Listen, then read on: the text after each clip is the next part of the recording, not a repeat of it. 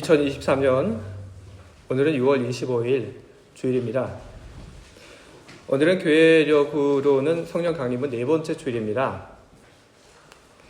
그리고 오늘은 우리 한국 사람들에게는 특별한 그런 날이기도 합니다. 6.25 전쟁이 일어난 지 오늘이 73주년이 되는 그런 날입니다. 오늘 하나님 앞에 예배를 드리는 우리들, 이곳에 있는 우리들 모두에게 하나님의 은혜와 평강이 함께하기를 우리는 소망하고 우리는 함께 예배를 드리기를 바랍니다.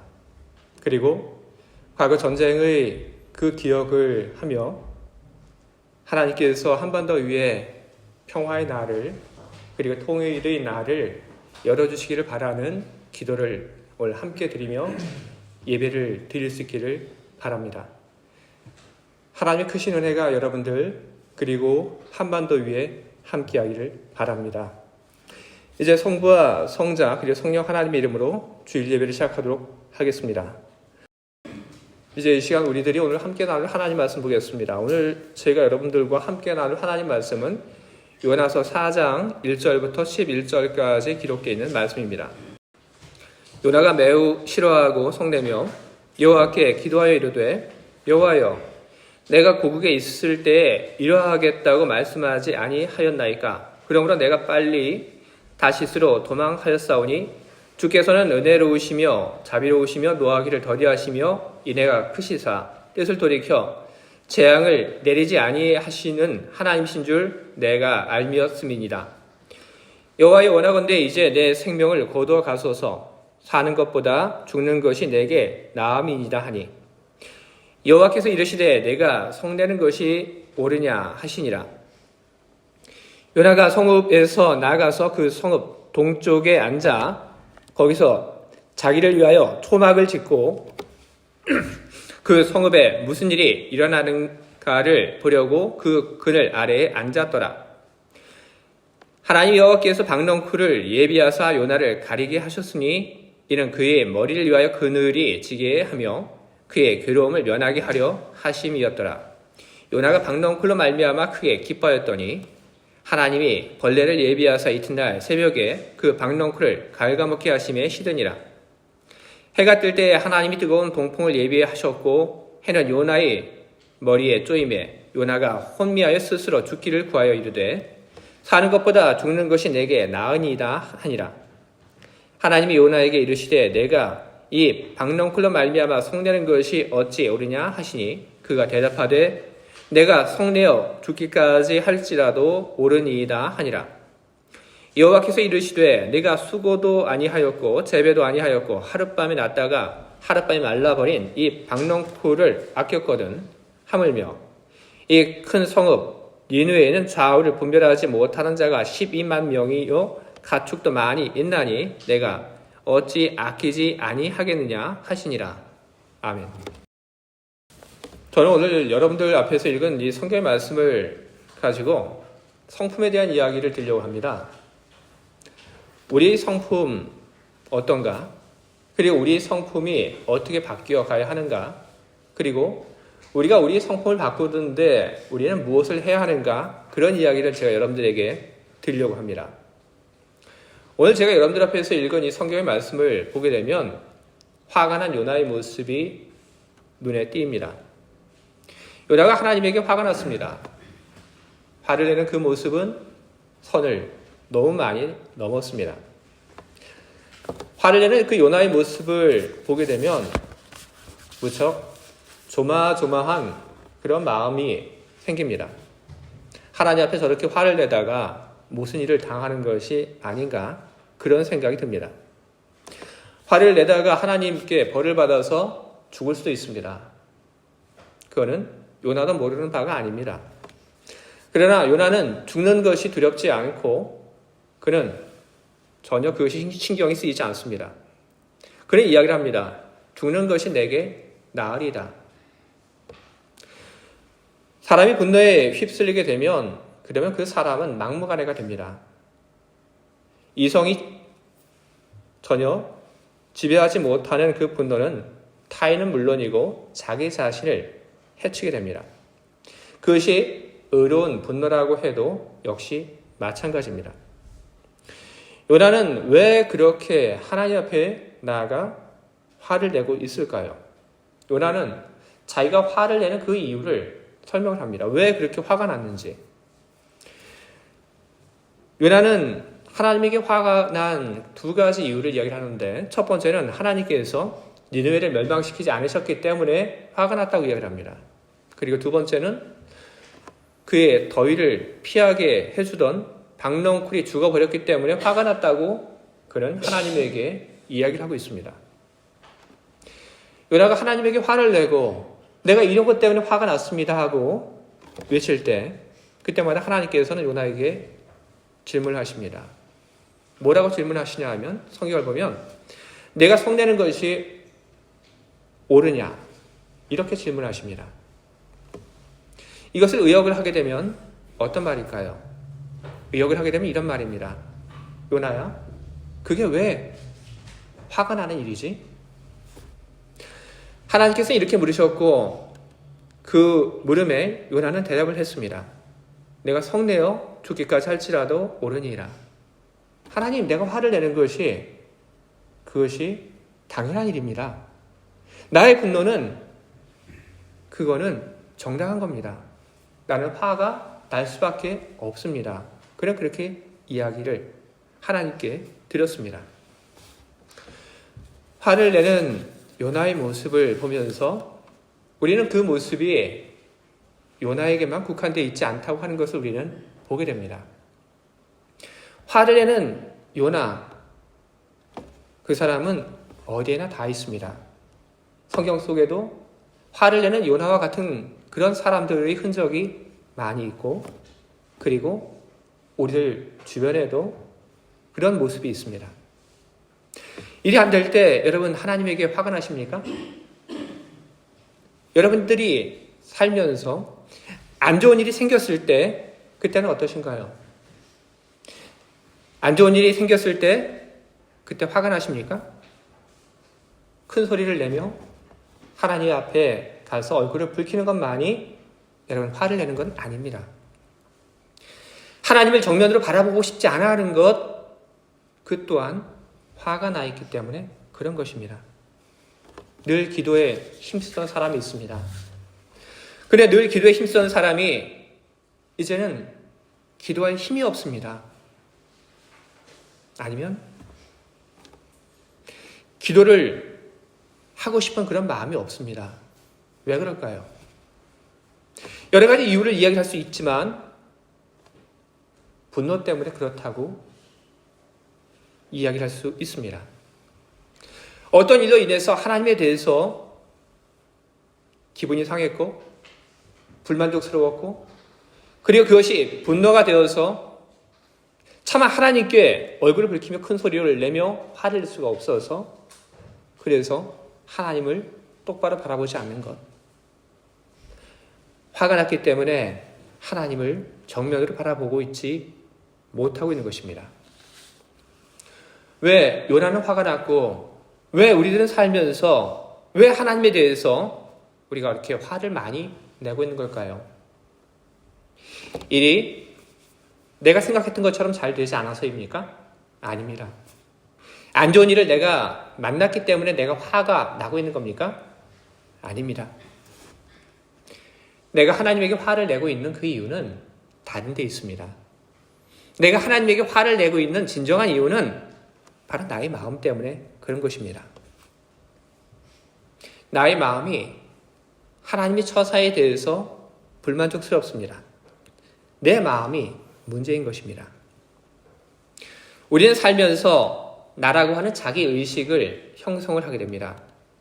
그리고 나라고 하는 그 자기의식이 형성이 된 후에 나라고 하는 그 존재는 마음을 갖습니다. 그게 내 마음입니다. 저는 이전에도 내 마음에 대해서 말씀을 설교를 통해서 한 적이 있고, 내 마음이 문제라는 그런 이야기를 여러분들 앞에서 드린 적이 있습니다. 내 마음이 문제라는 이야기를 여러분들에게 과거에도 드렸고, 그리고 지금도 내 마음이 문제라고 하는 그 이야기를 드리고 있는데, 그렇다고 해서 내 마음을 품지 말아야 한다는 그런 뜻은 아닙니다. 자아가 형성이 되게 되면 그러면 내 마음이 생기게 되는 것은 당연한 수순입니다. 그럼에도 왜 내 마음이 문제라고 이야기를 하고 있냐 하면 그것은 내 마음 중에 문제가 되는 마음이 있기 때문에 그런 것입니다. 내 마음이라고 하는 그것을 잘 들여다보게 되면 두 가지 형태가 있습니다. 자크 루소라고 하는 사람은 우리들 안에 있는 내 마음에 대해서 두 형태를 이야기합니다. 하나는 자기 사랑이 있고 그리고 또 하나는 자기 편애가 있다. 그렇게 이야기합니다. 내 마음이 어떤 경우에는 자기 사랑으로 그리고 내 마음이 어떤 경우에는 자기 편애라고 하는 형태로 우리 안에 자리를 잡고 있다고 그런 이야기를 합니다. 자기 사랑이라고 하는 것은 자기 자신을 사랑하는 것입니다. 그런데 자기 자신만을 사랑하는 것이 아닙니다. 다른 사람 역시 사랑하는 것, 그것을 두고 루소는 자기 사랑이라고 불렀습니다. 자기 사랑과 또 다른 내 안에 있는 내 마음이 있습니다. 그걸 뭐라고 부르냐 하면 루소는 자기 편애라고 그렇게 부릅니다. 자기 편애라고 하는 것은 자기 자신만을 사랑을 하는 것입니다. 모든 것이 다 나를 중심으로 돌아가야지 만족스러운 것, 바로 그것이 자기 편애입니다. 문제가 되는 내 마음이라고 하는 것은 바로 자기 편애를 두고 하는 것입니다. 하면 루소가 이야기했던 자기 사랑이라고 하는 것, 그것은 하나님의 마음과도 통하게 됩니다. 요나의 마음에는 자기 편애라고 할 수 있는 그런 마음이 자리를 잡고 있었습니다. 자기 편애라고 우리가 부르는 그 마음이 그의 안에 자리를 잡고 있었고 그리고 그 마음이 그의 생각 그리고 그의 행동 모든 것을 지배합니다. 자기에게 이롭지 않은 것에 대해서 불만족스러웠고 그리고 그것 때문에 그는 화가 많이 났던 것입니다. 요나가 만약에 히브리 사람이 아니라 니느웨 사람이었다면 어땠을까요? 요나가 만약에 박넝쿨 아래에서 더위를 피하던 사람이 아니었다면 또 어땠을까요? 그렇다면 요나는 화가 나지 않았을 겁니다. 요나가 히브리 사람이 아니라 요나가 니느웨 사람이었다고 한다면 그는 하나님이 하신 일을 보며 그는 기뻐하며 하나님 은혜에 그는 노래를 불렀을 것입니다.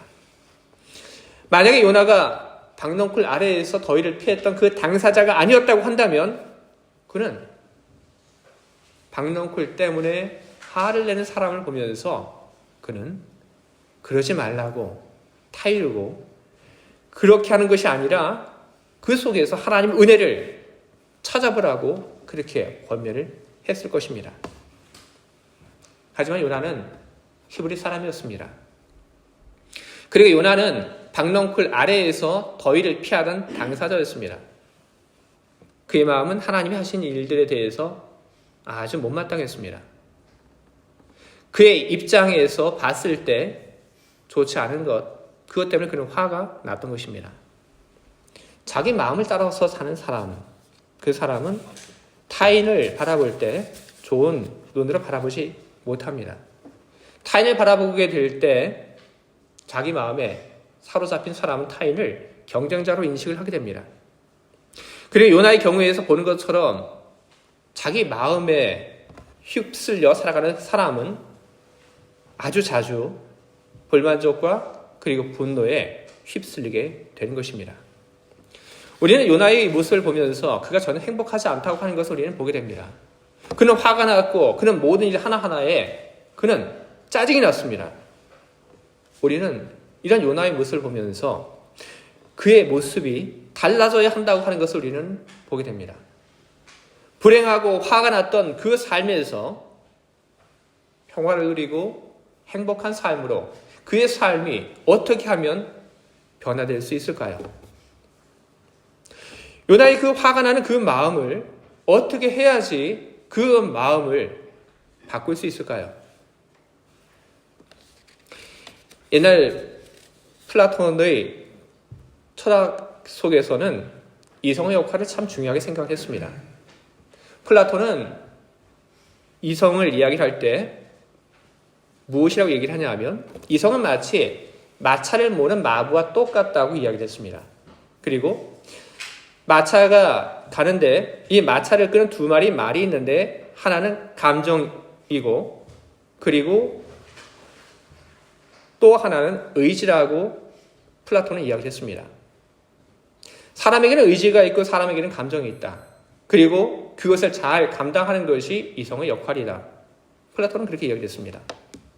아주 오랫동안 사람들은 그 플라톤이 이야기한 것을 그대로 받아들였습니다. 그래서 이성을 강화하는 것을 통해서 사람의 그 감정을 잘 다스리고 조종하려고 하는 그런 노력들을 꽤 많이 해왔습니다. 하지만 근대에 들어와서 그렇지 않다고 하는 것을 사람들은 발견하게 되었습니다. 철학자 스피노자는 플라톤이 이야기했던 것에 대해서 동의하지 않고 그가 이야기했던 것을 뒤집어 버립니다.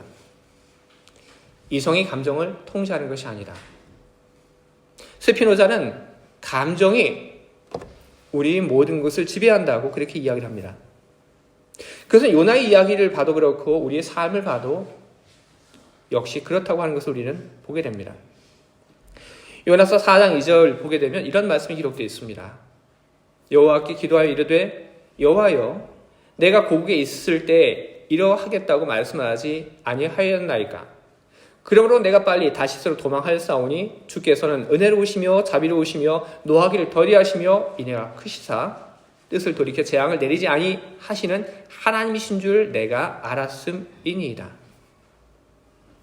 요나는 하나님을 이야기를 합니다. 그리고 그 하나님이 어떤 하나님인지 그는 자기 입으로 이야기를 합니다. 하나님이 이런 분이십니다. 하나님이 어떤 분인지 요나가 알고 있었기 때문에 요나는 하나님의 그 다음의 행동까지도 그는 예측을 했습니다. 하나님은 은혜로우신 하나님. 하나님은 자비로우신 하나님. 그래서 하나님께서는 쉽게 재앙을 내리지 않으실 거다. 그는 하나님에 대해서 너무나 잘 알고 있었습니다. 하지만 하나님에 대해서 잘 알고 있었던 그의 지식이, 그의 이성이, 그의 감정을 통제하지는 못했습니다. 우리가 무엇인가 물건을 소비할 때도 역시 그렇습니다. 우리는 어떤 물건을 소비할 때 우리는 이성에 의해서 우리는 물건을 구입하지 않습니다. 우리는 이성보다는 감정에 휩쓸려서 우리는 물건을 구입을 합니다. 집에 TV가 있습니다. 조금 오래되긴 했지만 그것을 보는 데 있어서 별다른 어려움이 없습니다. 그런데 다른 집에 가보니까 인터넷 TV가 있는 것 너무나도 좋게 보였습니다. 그때부터 욕심이 납니다. 그때부터 우리 집에 있는 이 TV를 바꾸고 싶은 그 마음이 가득합니다. 왜? 이성이 그렇게 시키는 것이 아닙니다. 사람 안에 있는 그 감정이, 마음이 그렇게 새로운 물건을 구입하도록 그렇게 만들고 있는 겁니다. 여러분들이 가지고 있는 스마트폰도 크게 다르지 않습니다. 여러분들이 가지고 있는 스마트폰, 그것이 망가져서 바꾸는 그런 경우는 그다지 없습니다. 그런데 새로운 광고가 나옵니다. 그리고 그 광고가 이야기를 합니다. 이전 것보다 훨씬 더 좋아졌습니다. 카메라 성능이 더 좋아졌고 없었던 기능이 새로 생겼습니다. 우리 이성은 얘기를 합니다. 아니, 그건 너에게 필요하지 않아. 그거는 네가 쓰지도 않는 기능이야. 살 필요 없어. 그런데 우리 감정이 이야기를 합니다. 지금 쓰고 있는 거 조금 더 있으면 어차피 바꿔야 할 거 조금 더 일찍 바꾸면 어떨까? 우리 감정이 우리에게 소비를 결정하게 만드는 것입니다. 이런 우리의 소비 그 생활을 보더라도 무엇이 무엇을 지배하는지 그것은 분명합니다. 우리 이성이 우리 감정을 조종하는 것 절대로 아닙니다. 오히려 우리 감정이 우리 이성을 지배하고 이끌고 있는 것입니다. 그런데 이런 우리 감정도 뭔가에 의한 지배를 받게 됩니다. 무엇에 지배를 받을까? 그것은 앞서 예를 들은 것 속에서 나타났지만 욕망입니다. 욕망에 의해서 우리 감정은 지배를 받습니다. 무언가를 원한다. 그 욕심, 욕망. 바로 그것에 의해서 우리 감정은 지배를 받게 되는 것입니다. 그런데 이런 욕망을 지배하는 것은 또 뭘까요? 욕망 아래에 또 존재하고 있는 것이 있습니다. 우리 안에. 그것이 무엇이냐면 성품이라고 하는 것입니다. 우리가 어떤 성품을 갖고 있는가? 바로 그것이 우리가 소망하는 것, 우리가 욕심내는 것을 결정을 하게 되는 것입니다. 땅의 것을 바라보는 사람이 갖는 욕망은 뭘까요? 땅의 것에 대한 욕망입니다. 돈 많이 벌고, 그리고 존경받고, 좋은 차 사고, 그리고 좋은 집 얻고. 땅의 것을 바라보는 사람이 갖는 욕망은 바로 이런 겁니다. 하지만 우리 성품이 땅의 것에 맞춰져 있지 않고 우리 성품이 하늘에 맞춰져 있다고 한다면, 그러면 우리가 갖게 되는 욕망도 전혀 다른 형태의 욕망을 우리는 갖게 될 것입니다. 더 좋은 사람이 되고 싶은, 더 거룩한 사람이 되고 싶은, 하나님께 인정을 받는 사람이 되고 싶은 그런 욕망이 우리 안에는 자리를 잡게 되는 것입니다. 이렇듯 눈에 보이는 행동, 그 뒤에는 그 행동을 지배하고 있는 그 무엇인가가 있고, 그리고 그 무엇인가를 지배하는 또 다른 그 무엇인가가 그 아래에 존재를 하고 있는 것입니다. 바로 우리가 이와 같은 구조로 이루어졌기 때문에, 우리 정신세계가, 우리 내면이 이와 같은 시스템으로 이루어졌기 때문에 화를 내는 그 순간 속에서 우리는 무엇을 어떻게 해야 하는지를 우리는 보게 됩니다. 요나와 같이 화를 내는 그 사람이 삶이 바뀌기 위해서 필요한 건 뭘까요? 그것은 화를 참는 훈련이 아닙니다. 그것은 감정을 통제하는 그런 기술이 아닙니다. 요나와 같이 화를 내는 사람에게 있어 필요한 것은 욕심을 비워내는 그런 일도 아닙니다. 정말로 필요한 것은 무엇이냐면 그 사람의 성품이 바뀌는 것입니다. 그 사람이 성품이 바뀌지 않는다고 한다면 그 무엇을 한다 하더라도 근본적인 문제의 해결은 되지 않는 것입니다. 마치 아픈 사람의 그 문제가 무엇인지를 집중하지 않고 아픈 사람의 그 열에 집중해서 그 열을 치료하는 것과 다르지 않은 것입니다.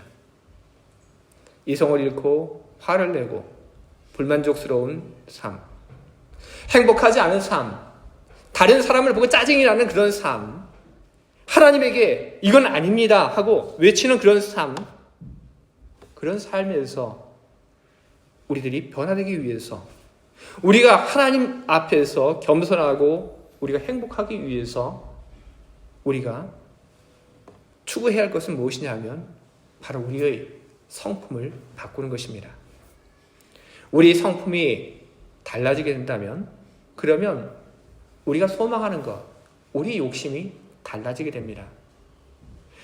그러면 그것이 우리의 마음을 지배하게 되고 우리 생각을 지배하게 되고, 그리고 그것이 그 다음에는 우리의 행동을 지배하게 될 것입니다. 요나의 말을 볼 때 여기서도 하나님의 성품에 대한 얘기가 나옵니다. 제가 여러분들에게 이미 인용을 했던 요나서 4장 2절, 거기에 하나님의 성품에 대한 이야기가 나옵니다.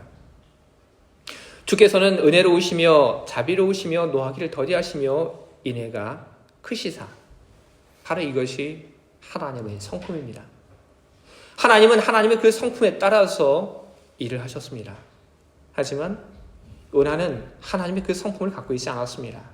그래서 요나는 하나님이 하신 그 일들에 대해서 동의하지 못하고 그는 하나님이 하신 일들에 대해서 불만스러운 마음을 품고 하나님께 화를 내게 되었던 것입니다. 우리 모두의 마음이 달라지기 위해서, 우리 모두의 삶이 달라지기 위해서 우리는 우리의 성품을 바꿔야 합니다. 하나님과 같은 성품을 우리는 닮아가야 합니다. 우리는 어떻게 하면 우리 성품을 바꿀 수 있을까요? 우리는 어떻게 하면 하나님과 같은 그런 성품을 우리는 갖고 살 수 있을까요? 베드로후서 1장 4절 그 이하를 보게 되면 우리 성품을 바꿀 수 있는 그 길, 그 비결에 대해서 이야기합니다. 베드로후서 1장 4절은 이야기를 합니다. 이로써 그 보배롭고 지극히 큰 약속을 우리에게 주사 이 약속으로 말미암아 너희가 정욕 때문에 세상에서 썩어질 것을 피하여 신성한 성품에 참여하는 자가 되게 하려 하셨느니라. 그러므로 너희가 더욱 힘써 너희 믿음의 덕의 지식을, 지식의 절제를, 절제의 인내를, 인내의 경건을, 경건의 형제 우애를, 형제 우애의 사랑을 더하라. 아멘. 성경은 우리들에게 이야기를 합니다.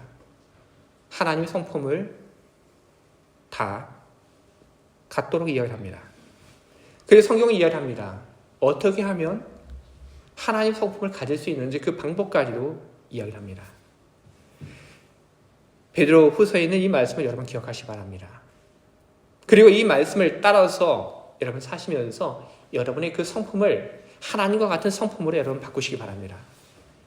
베드로 후서에 있는 이 말씀을 보면서 우리는 너무나도 멀고 그리고 우리는 할 일이 많다고 하는 그런 생각을 우리는 하게 됩니다. 우리가 어떻게 그걸 다 할 수 있을까? 그러나 여러분, 우리 힘만으로 우리들이 하나님의 그 성품에 이르는 것은 아닙니다. 성경의 말씀은 우리가 어떤 과정을, 어떤 단계를 거쳐야 하는지를 이야기하고 있습니다. 그런데 성경은 우리들에게 성령의 함께 하심을 이야기하고 있습니다. 우리 힘만으로 이 모든 단계를 하나씩 밟아가서 하나님의 성품에 우리들은 다 다를 수 없습니다. 우리는 그 전에 지쳐버리고 맙니다.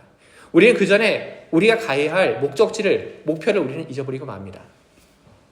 그런 우리들에게 하나님께서는 성령을 우리에게 보내주신 것입니다. 우리가 성령의 인도하심을 따라 살기만 한다면 성령은 우리에게 한 단계 한 단계 우리들이 가야 할 그 단계로 우리를 이끌어 주실 것입니다. 우리가 무엇을 바라고 우리가 어떻게 가야 하는지 우리가 그것을 우리가 잊지 않고 거기에 목표를 두고 살아가는 한 성령은 우리를 바로 하나님의 성품에 이르게 우리를 이끌어 주실 것입니다. 주의 사랑하는 교회 여러분, 성령의 인도하심을 여러분 믿으시고 그리고 매 순간순간 성령께서 여러분을 이끌어 갈 수 있도록 여러분 성령의 그 인도하심 속에 여러분을 맡기고 그리고 성령의 결단의 요구 앞에서 여러분 늘 결정하시기 바랍니다. 성령께서는 늘 우리들에게 말씀하고 계십니다. 너 이거 해라.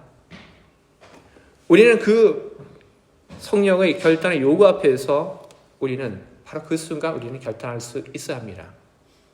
아니요, 제가 조금 더 있다가 내년에, 다음 주에, 다음 달에 그것은 우리들이 성령의 인도하심을 우리들이 받는 것이 아닙니다. 여러분 성령께서 여러분 마음에 무언가를 결단하라고 그렇게 말씀하실 때 여러분 바로 그 순간 여러분 결단하시기 바랍니다. 성령의 그 인도하심, 성령이 함께 하심을 여러분 믿으시기 바랍니다. 그리고 내가 무엇을 바라고 있는지, 내가 어디로 가야 하는지 그것을 여러분 잃지 마시기 바랍니다. 그러면 여러분들은 하나님의 성품에 이르게 될 것입니다. 하나님의 성품을 더 많이 가지면 가질수록 여러분들은 화가 나지 않을 겁니다. 오히려 여러분은 기쁘고 행복할 수 있습니다. 여러분들이 하나님의 성품에 가까이 가면 갈수록 여러분들은 너그러운 사람들이 될 것이고 여러분들은 은혜로운 사람이 될 것이고 여러분은 자비로운 사람들이 될 것입니다. 변화되는 여러분의 성품을 통하여 하나님의 영광 받으시기 바랍니다. 그리고 변화되는 여러분의 성품을 통하여 여러분들이 하나님이 주시는 큰 은혜 속에서 언제나 행복하시기를 주님의 이름으로 축원을 드립니다. 아멘. 함께 기도하겠습니다.